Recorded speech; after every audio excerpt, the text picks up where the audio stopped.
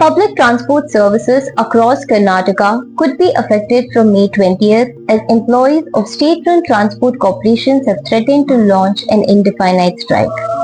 The protest has been called over pending wage revision and salary arrears. Workers are demanding a 25% salary hike from the state government. Ahead of the strike, KSRTC Managing Director Akram Pasha issued a strict warning to employees. He said staff should not participate in the protest and must report for duty regularly. The KSRTC stated that transport services come under the Karnataka Essential Services Maintenance Act. Under the law, employees are not permitted to go on strike. Officials also said the issue is currently under conciliation before the State Labour Commissioner. Because of this, the proposed strike would violate provisions of the Industrial Disputes Act. The corporation announced that employees who remain absent during the strike period would face no work, no pay action.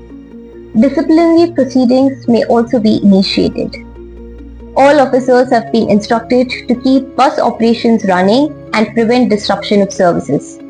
Leave requests from May 20th will also be restricted.